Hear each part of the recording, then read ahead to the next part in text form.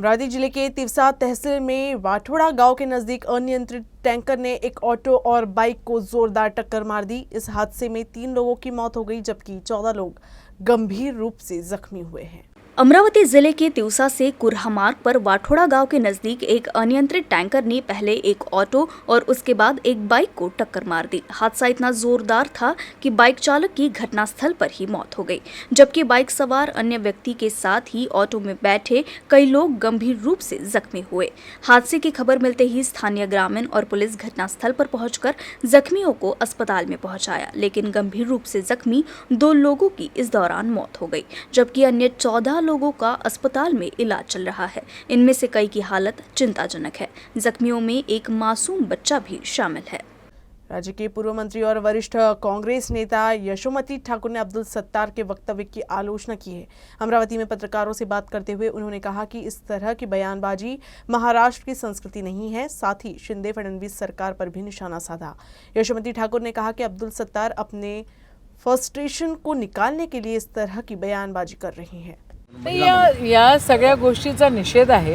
खरं मला असं वाटतं की अब्दुल सत्तार, आतापर्यंत असं वाटत होतं की अब्दुल सत्तार खरोखर एक करारी नेता आहे, पण आता असं वाटायला लागलंय की स्वतः जे कृत्य त्यांनी केलेलं आहे त्याचं फ्रस्ट्रेशन ते कुठेतरी काढायचा प्रयत्न करत आहेत आणि त्या फ्रस्ट्रेशनमध्ये त्यांचा तोल घसरतोय। त्यांनाही लक्षात येत नाही आहे की ते काय करतात। जे ईडी सरकार आहे ते सरकार चुकीच्या पद्धतीनं बनलं होतं, याचं त्यांना देखील मन त्यांचं खातं आहे, ही वस्तुस्थिती आहे। आणि म्हणून असं काही पण म्हणजे महाराष्ट्राच्या संस्कृतीला न शोभेचं त्यांनी या ठिकाणी वक्तव्य केलेलं आहे।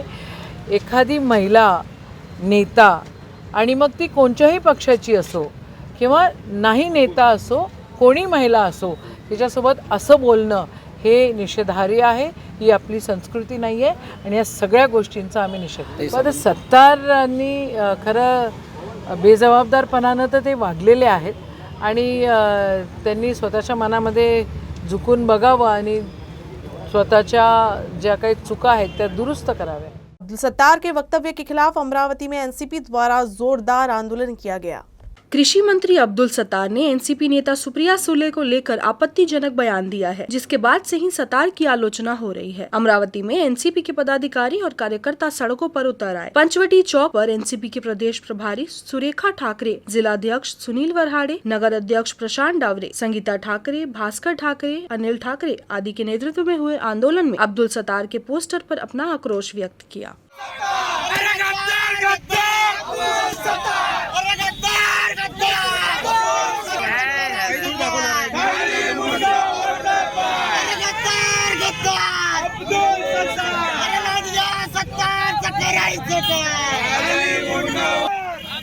अमरावती में मनपा प्रशासन ने संपत्ति कर में 40% वृद्धि को स्थगिति दिया है। मनपा आयुक्त ने इस संबंध में नया आदेश जारी किया है।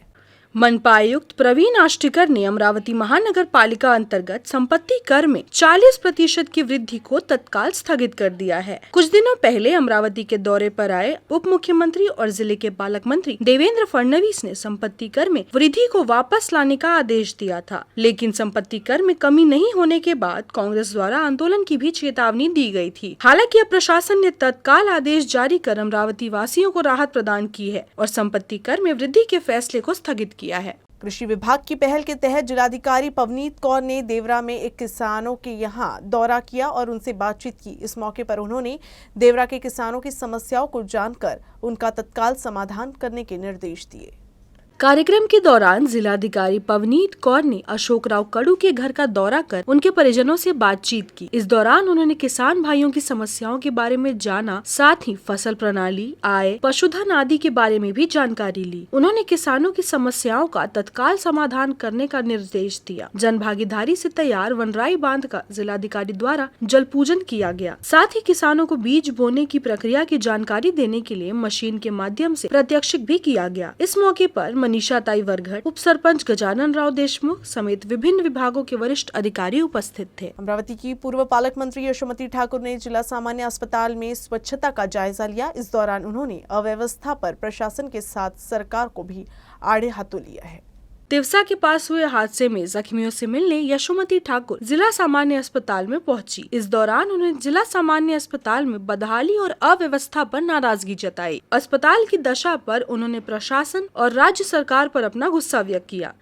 मला उद्या 70 तुमच्या स्वीपर्सला भेटायचं आहे. किती वाजता येऊ मी? 5 वाजता सकाळी. नाही मला वेळ नाही आहे, मला भरपूर सारी कामं आहे. You give me time, I want to meet all those 70. I really want to meet. आणि विरोधी पक्षाचा आमदार म्हणून माझा तर अजून जास्त अधिकार आहे की नेमकं काय होतं इथं बघायचं. हो नाही. मी शेगावला होते. मला फोन आला आमच्या कार्यकर्त्यांचा की एक ट्रक आणि ऑटो आणि एक मोटरसायकल असे धडकले आणि त्याच्यामध्ये 2 लोकांचा मृत्यू झाला. 3 लोक इथं ॲडमिट आहेत. 2 लोक PDMCमध्ये ॲडमिट आहेत आणि एक जण नागपूरला पाठवलेला आहे. तर एकतर आता ते नेमकं काय झालं हे मला माहिती नाही, पण मी आज इथे इरविन हॉस्पिटलमध्ये आली आणि खरोखर वाईट वाटतं आहे की या हॉस्पिटलची अवस्था एकदम दयनीय झालेली आहे. या ठिकाणी 70 स्वीपर्स आहेत असं आम्हाला सांगण्यात आलं. मी त्या पेशंटला बघितलं, तिला ड्रेसिंग व्यवस्थित केलेलं नव्हतं आणि मग अजून खोल मी विचारत गेले तर 70 स्वीपर म्हणजे 14 लाख रुपये दर महिन्याचे ह्या संस्थेचं साफसफाई करण्यासाठी सरकार घालवतं. पण आत्ता मला कळतं आहे की इथे जो स्वीपर आहे तो माणूस ठेवतो आणि तो माणूस काय तातूरफातूर काम करून घेतो. इथं कोणाचा वचक राहिलेला नाही आहे. या ED सरकारमध्ये इथं आता पालकमंत्री सन्माननीय उपमुख्यमंत्री आहेत, देवेंद्रजी आहेत, तरी पण कोणाचा वचक या ठिकाणी दिसत नाही आहे. आणि अवस्था सर्वसामान्यांना औषध उपचार करणारी जी इन्स्टिट्यूट आहे ती एकदम दयनीय परिस्थितीमध्ये पडलेली आहे. मी तर LAQ तर ठीक आहे करू, पण उद्या सकाळी आता सगळ्या 70 स्वीपर्सला कोण आहेत काय आहेत मला बोलवा म्हटलं तर तेही स्वतः RMO आणि CS बोलवू शकत नाही आहे. तर मला या सगळ्या गोष्टींचा निषेध करावासा वाटतो. सर्वसामान्यांकडे लक्ष देण्याचं काम हे सरकारचं असतं आणि म्हणून या मोठ्या सरकारी संस्था इथे आहेत. पण याची अवस्था अतिशय खराब झालेली आहे आणि ह्या ED सरकारमध्ये तर कोणाचा वचक राहिलेला नाही आहे ही वस्तू. अमरावती जिले के तिवसा तहसील में गुरुकुंज उपसा सिंचाई योजना से लगभग 22 गांव में सिंचाई की समस्या का समाधान हो गया है। विधायक यशोमती ठाकुर की पहल से ये योजना सफल हुई है, इसलिए यहाँ के किसानों ने यशोमती ठाकुर को शॉल देकर सम्मानित किया। यशोमती ठाकुर ने भी योजना की सफलता पर संतोष व्यक्त किया। गुरुकुंज उपसा सिंचाई योजना परियोजना का पानी आखिरकार 15 साल बाद किसानों के खेतों में पहुंच गया है। गुरुकुंज उपसा सिंचाई योजना से करीब 22 गांव की सिंचाई समस्या खत्म हो गई है। इस दौरान एडवोकेट यशोमती ठाकुर ने कहा कि पिता भैया साहिब ठाकुर का सपना आज पूरा हो गया है। पिछले 10 वर्षों का संघर्ष सफल रहा। स्वप्न या ठिकाणी आमचं साकार झालेलं आहे। मागच्या 10-15 वर्षापासून आम्ही ज्या गोष्टीसाठी संघर्ष करत होतो, ज्या गोष्टीच्या मागे लागलेलं होतं, ते अमृतासारखं पाणी आज आमच्या शेतकऱ्यांना मिळालेलं आहे। तुम्ही बघा, तुम्हाला कल्पना असेल की मागच्या 2 दिवसांमध्ये आम्हाला काय संघर्ष करावा लागला आणि त्याच्या आधीचे 10-12 वर्ष त्या ठिकाणी आम्ही काय संघर्ष केलेला आहे हा शेतकऱ्यांनी, जनसामान्यांनी, माणसांनी या ठिकाणी बघितलेलं आहे। हे एक मोठं स्वप्न आहे जे आमच्या वडिलांनी बघितलेलं होतं आणि ते स्वप्न आज साकार होताना दिसतंय। खरं मन भरून आलेलं आहे, घळभरून आलेलं आहे। आज पाणी पोचलं, पण भैयासाहेब आज आमच्यामध्ये उपस्थित नाही आहे, पण त्यांचे मित्र आणि त्यांचे सवंगडी रमेश ढवळे साहेब या ठिकाणी आहेत आणि ही स्कीम पूर्ण होण्यामध्ये ढवळे साहेबांचा खूप मोठा वाटा त्याच्यामध्ये आहे। त्यांचं मार्गदर्शन आम्हाला सातत्यानं लागलेलं आहे। म्हणजे इच्छाशक्ती भैयासाहेबांची होती, मार्गदर्शन साहेबांचं होतं आणि कष्ट माझे होते, असं ते कॉम्बिनेशन पूर्ण झालं। प्रत्येकाने याच्यामध्ये खारीचा वाटा उचललेला आहे आणि आज खरं सोन्याचा दिवस आहे। आज पहिल्या शेतामध्ये आज हे ठिकाण पाणी येतं आहे। अजून आता 22 गावांमध्ये हे पाणी जाणार आहे। त्याचं डे वाईज सर्क्युलेशन आहे, कधी हे गावं कधी ते गावं. त्याचं टाईम टेबल इरिगेशन डिपार्टमेंट तयार करतं आहे. आणि मागच्या काही महिन्यामध्ये आमचे आडेसाहेब आहेत, त्यांनी पण खूप कष्ट घेतलेले आहे. इरिगेशनची काही मंडळी आहेत, त्यांनी पण इलेक्ट्रिकल डिपार्टमेंटनी देखील धमकी आम्ही दिल्यानंतर मग ते जागे झाले. पण जागे झोपी गेलेला जागा झाला आणि आज माझा बळीराजा सुखावला. त्याचा आनंद या ठिकाणी मला खूप होतो आहे. माननीय यशोमती ठाकूर यांच्या अथक प्रयत्नाने गुरुकुंज उपसा सिंचनचं पाणी आज शेतकऱ्याच्या शेतापर्यंत पोहोचलेलं आहे. आज खरंच शेतकऱ्यामध्ये इतकं आनंदाचं वातावरण आहे, कारण त्यांचं जे कोरडवाहू जो पट्टा होता, या विदर्भात मोठ्या प्रमाणात कोरडवाहू पट्टा असल्यामुळे या भागाला पाण्याची आवश्यकता होती. यशोमती यांनी 2009 पासून इतक्या मोठ्या प्रमाणात या योजनेसाठी अथक प्रयत्न केले. आज ते शेतकऱ्यांच्या शेतात पोहोचल्यामुळे इतका आनंद होत आहे. यशोमती यांचे खरोखर मनापासून आभार मानतो का त्यांनी या शेतकऱ्यांच्या हे जे स्वप्न होतं हे साध्य केलं. आता इतक्या मोठ्या प्रमाणात या भागात आता ओलिताचं क्षेत्र वाढणार आहे, त्याच्यामुळं शेतकऱ्यांना इतका मोठा फायदा होणार आहे. आमच्या सिरसगाव मुजरी येथे आतापर्यंत म्हणजे जवळपास 70 ते 80% जमीन कोरडवाहू होती. त्या पाण्यामुळं आमच्या शेतीचं इतकं फायदा होईल, कारण एका पाण्याने जाणारी पिकं जे होते आमच्या शेतीचे हे उत्पन्न येऊ शकते. कारण 2 क्विंटल एकरी 3 क्विंटलच्या पड्याला आम्हाला कधी ॲव्हरेज भेटले नाही.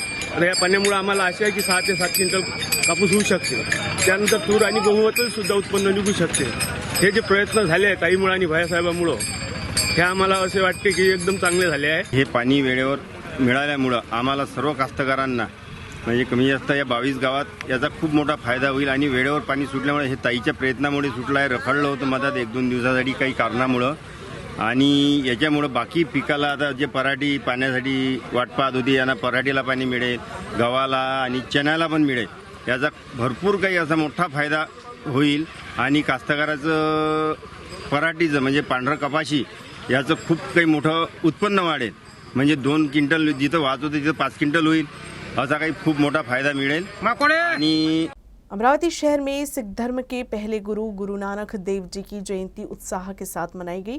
गुरु नानक जयंती यानी प्रकाश पर्व के अवसर पर सिखों के साथ ही अन्य धर्म के लोगों ने भी गुरु नानक देव जी को याद करके गुरुद्वारे में सिर झुकाया। गुरु नानक जयंती को गुरु पर्व या प्रकाश पर्व के रूप में मनाया जाता है।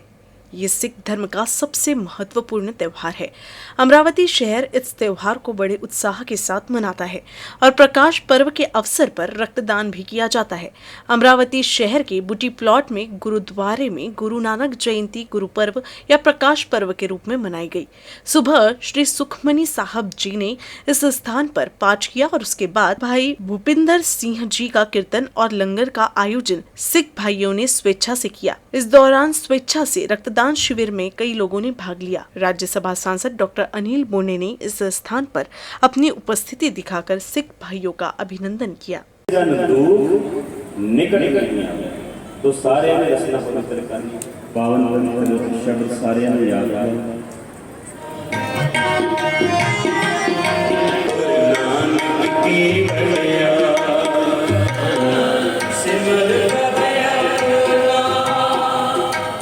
पहले जो है ये जो गुरुपूर्व जो मनाया जाता है उसको हम प्रकाश पर्व भी कहते हैं। ये सिख समाज के लिए एक बहुत ही महत्वपूर्ण चीज़ है, जिसमें पहले जो गुरु हैं धन श्री गुरु नानक देव महाराज जी ने उनका जो है उनका जन्म उत्सव के तौर पे मनाया जाता है, जिसको सिख समाज में इनको गुरु प्रकाश पर्व बोलते हैं। आज उनका 553वां जो है प्रकाश पर्व मनाया जा रहा है और इसके उपलक्ष्य में है जो सिख संगत है, अमरावती की जो सिख संगत है या पूरे देश में पूरी दुनिया भर की जो सिख संगत है वो इस दिन के लिए बहुत ही इंतज़ार भी करती है और धूमधाम से मनाती है इसको। साथ में ये जो पड़ता है इनका कार्तिक पूर्णिमा के दिन इनका जन्म हुआ था, जिसकी वजह से आपको जब भी इनका कार्तिक पूर्णिमा आएगी तो गुरु नानक देव जी का जन्म प्रकाश पर्व मनवाया जाएगा। उसी उपलक्ष्य में अमरावती के अंदर 1 तारीख से लेकर 8 तारीख तक के जो विविध उनके लिए रखे गए जो कार्यक्रम हैं वो अमरावती वासियों ने मनाए हैं, जिसमें हमने एक नगर कीर्तन शोभा यात्रा भी बनाई गई थी 4 तारीख को 6 तारीख को हमने बच्चों का भी कवि दरबार रखा है। 7 तारीख को हमारा जो अमरावती की जो संगत है उनमें लेडीज़ जो ग्रुप रहता है उनकी ओर से भी कीर्तन गायन किया गया। सबने बड़े उत्साह से, बड़े अपने दिल से बढ़ चढ़ कर सबने हिस्सा लिया है। और इसी दिन के लिए विशेष तौर से अमृतसर से भाई हरमीत सिंह जी ये विशेष तौर पे पधारे हैं यहाँ पर। उन्होंने अपने कीर्तन द्वारा प्लस गुरु नानक देव जी के महत्व समझाते हुए, उनके रस गायन करते हुए सभी संगतों का तन मन धन से उन्होंने अपने कीर्तन से निहाल किया है। का खालसा वाहिगुरु जी की फतेह। आज गुरुद्वारा गुरु सिंह सभा बूटी प्लाट में गुरु नानक देव जी का प्रकाश पुरब बहुत ही धूमधाम से मनाया गया। गुरु नानक देव जी का 553वां प्रकाश पुरब था, जिसमें अमरावती की पूरी सिख समाज, सिंधी समाज और सभी समाज के लोगों ने इसमें सहभाग दिया। इस गुरुपुरब को हमने धूमधाम से मनाया और इस प्रकाश पुरब पर गुरु का लंगर पूरी अटूट वर्ता, जिसमें 8 से 10 हज़ार लोगों ने लंगर का प्रसाद लिया और सभी धर्म के लोग यहाँ पर आके अपना मत्था टेका। वाहिगुरू जी का खालसा, वाहिगुरू जी की फतेह। संत गाडगे बाबा अमरावती विश्वविद्यालय के क्रीड़ा संकुल में मंगलवार से पश्चिम विभागीय अंतर विश्वविद्यालय कबड्डी टूर्नामेंट शुरू हो गया है। संत गाडगे बाबा अमरावती विश्वविद्यालय के क्रीड़ा संकुल में मंगलवार से west regional inter university kabaddi महिला टूर्नामेंट का आयोजन हो गया है। इस अवसर पर कुलसचिव डॉक्टर तुषार देशमुख और कबड्डी संघ के पदाधिकारी उपस्थित थे।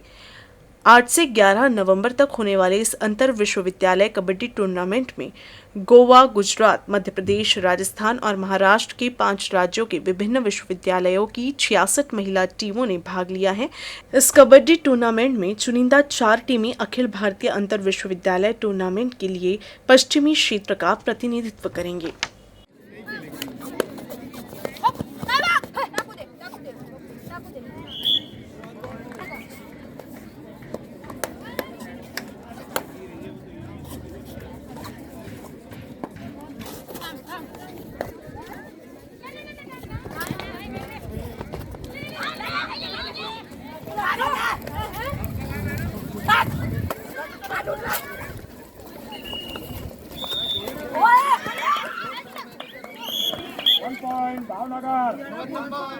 अमरावती में रामपुरी कैंप से विलासनगर के बीच सड़क की दुर्दशा से परेशान वंचित बहुजन अघाड़ी द्वारा मनपा के निषेध में आंदोलन किया गया।